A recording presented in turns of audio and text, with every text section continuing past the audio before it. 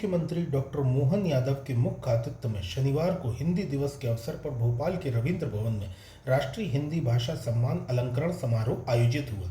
समारोह में देश एवं विदेश के ऐसे लेखक, साहित्यकार एवं विद्वज्जनों को सम्मानित किया गया जिन्होंने हिंदी भाषा के विकास एवं प्रचार प्रसार में अपना अमूल्य योगदान दिया है। इनमें टोरंटो कनाडा में की निवासी भारतीय मूल की व मध्य प्रदेश में जन्मी डॉक्टर हंसादीप को 2022 व पेंसिल्वेनिया यूएसए के अनुराग शर्मा को 2023 के लिए निर्मल वर्मा सम्मान से सम्मानित किया गया। इसी क्रम में वर्ष 2022 के लिए श्रीलंका की अथिला कोटलावाल को राष्ट्रीय कामिल बुल के सम्मान से भी सम्मानित किया गया। सभी अतिथियों को सम्मानित करने के पश्चात मध्य प्रदेश के मुख्यमंत्री डॉक्टर मोहन यादव ने कहा कि यह मध्य प्रदेश का सौभाग्य है कि हिंदी भाषा के उत्थान के लिए कार्य करने वाले आप सभी विद्वज्जनों को सम्मानित करने का अवसर मध्य प्रदेश को मिला है। सभी अतिथियों ने भी मध्य प्रदेश सरकार व मुख्यमंत्री मोहन यादव की प्रशंसा करते हुए कहा कि हम सभी को मध्य प्रदेश व भोपाल में आकर बहुत अच्छा लगा व मध्य प्रदेश सरकार ने हमें सम्मानित किया, इसके लिए हम उनका आभार व्यक्त करते हैं। आप सभी से निवेदन है, कृपया वीडियो को लाइक करें, कमेंट करें, शेयर करें व हमारे चैनल को सब्सक्राइब अवश्य करें। धन्यवाद। सागर में मिलती धाराएं, सागर में मिलती धाराएं, हिंदी सबकी संगम है। शब्द नाद लिपि से भी आगे एक भरोसा अनुपम है।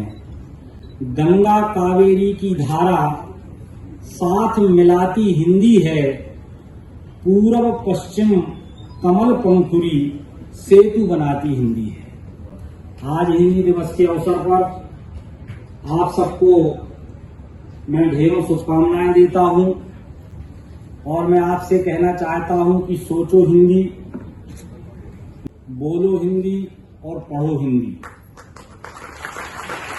मैं गत 24 सालों से श्रीलंका में हिंदी का प्रचार प्रसार कर रही हूँ, क्योंकि मुझे मालूम है मैंने कितनी मुश्किल से, क्योंकि जहाँ हिंदी का कोई बोलबाला नहीं है वहाँ पे सिंहली और तमिल का ही बोलबाला है। ऐसी जगह पे हिंदी सिखाना बहुत बड़ी चुनौती थी, लेकिन भारत से समय समय पर मुझे बहुत सहायता मिली। उस वजह से मैं आगे तक बढ़ पाई हूँ और क्योंकि आज पहली बार ऐसे मंच पे मैं बोल रही हूँ, मुझे इतना अच्छा लग रहा है। और साथ में मैं ये भी बोलना चाहूंगी, मैं मध्य प्रदेश पहुंची, भोपाल पहुंची। यहाँ के जो इतनी साफ सुथरा शहर देख के मुझे भोपाल से प्यार हो गया है।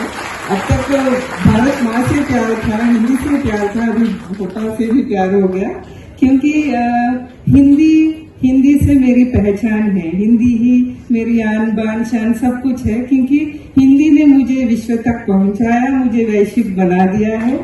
मैं मध्य प्रदेश में पली बड़ी हूँ। मध्य प्रदेश मेरी जन्मभूमि है। प्रदेश संस्कृति विभाग ने मुझे एक बेटी की तरह आमंत्रित किया, मान दिया, मुझे सम्मान दिया और प्रदेश ने मुझे गौरव दिया। मैं बहुत आभारी हूँ, तहे दिल से शुक्रिया अदा करती हूँ। साथ ही मैं ये भी बताना चाहती हूँ कि हिंदी ने वैश्विक पटल पर बहुत तेजी से अपनी सतत यात्रा जारी रखी है। हमारे यूनिवर्सिटी ऑफ टोरंटो में कई कोर्सेज चलते हैं हिंदी के। मैं पिछले 20 सालों से हिंदी वहाँ पढ़ा रही हूँ। हॉलीवुड की फिल्मों के कई मैंने अनुवाद भी किए हैं।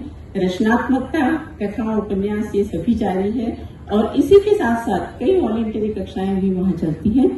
हमारे वाल्मीकि जी ने अपने जीवन का बहुत महत्वपूर्ण समय दिया, जिसके माध्यम से आज हिंदी दुनिया की सबसे ज्यादा बोली जाने वाली भाषा में से एक भाषा का गौरव पाती है। यह हमारा सौभाग्य है। मूलतः तो हिंदी शब्द भी हमारा नहीं, हिंदी तो फारसी शब्द सिंधु से बना हुआ हिंदू और हिंदू से हिंदी। अभी ये कठिनाई में हो जाती है कि जब अपन ये हिंदू बोलते हैं तो हिंदू से लोग पता नहीं क्या क्या जोड़ते हैं, लेकिन हिंदू का मतलब का उद्गम कहां से हुआ? हिंदी का उद्गम हुआ अवधि से।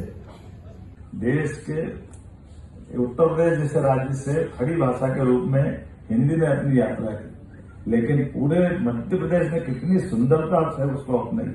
जैसे भगवान राम ने वनवास काल में कदम तो बढ़ाया अयोध्या से बाहर, लेकिन अपनाने वाला प्रदेश तो मध्य प्रदेश है, जहाँ चित्रकूट ने उनने पूरा अपना जीवन का वो महत्वपूर्ण समय निकाला।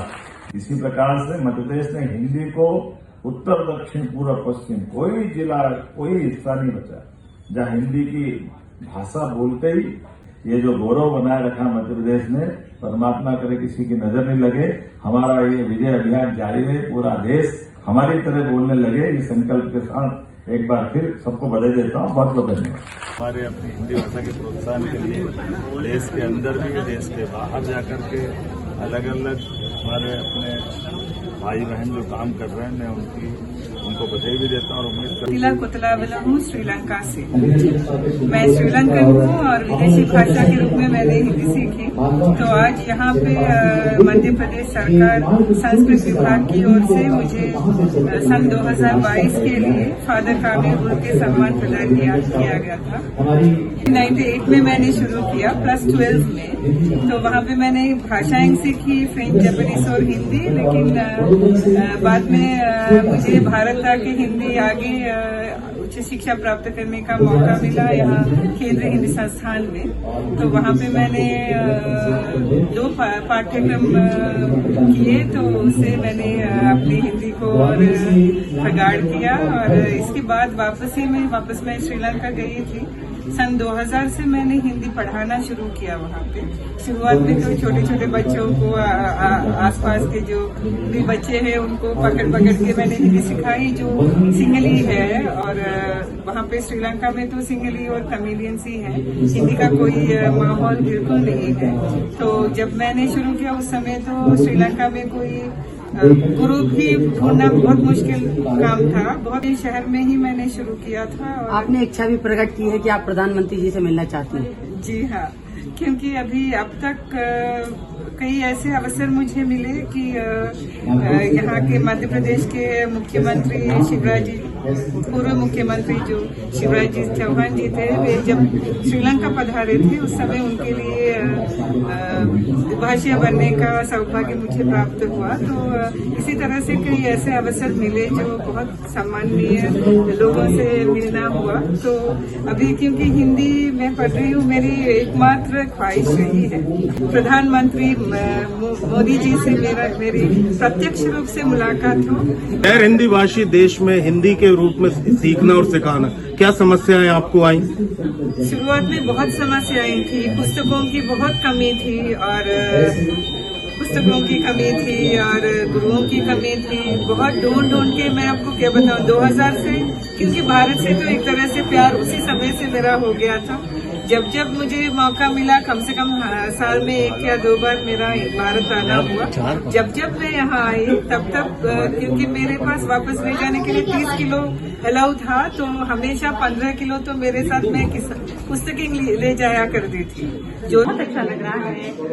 जननी जन्मभूमि स्वर्गादपि गरीयसी, तो ऐसी अनुभूति मुझे हो रही है। और अपनी धरती पर लौटना तो अपनी संस्कृति से बड़ा होता है। और आज जो मुझे बुलाया गया है, इसलिए उसकी और भी ज्यादा खुशी। कैसा आपने जो है जब कनाडा में आप रहीं और वहाँ पर आपने जो है हिंदी भाषा को प्रोत्साहित करने के लिए विभिन्न कार्य किए, क्या कुछ कठिनाइयाँ आई?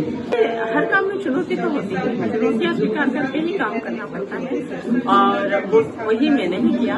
क्या कुछ और नवाचार अभी आप अपने देश में करना चाहेंगी हिंदी के लिए? ये जो सम्मान मिला है उससे मुझे बहुत प्रोत्साहन मिला है। निश्चित रूप से अब ज्यादा ऊर्जा से काम होगा। एक ऐसा संबल मिल जाता है कि आपकी मेहनत की पहचान निश्चित रूप से और ज्यादा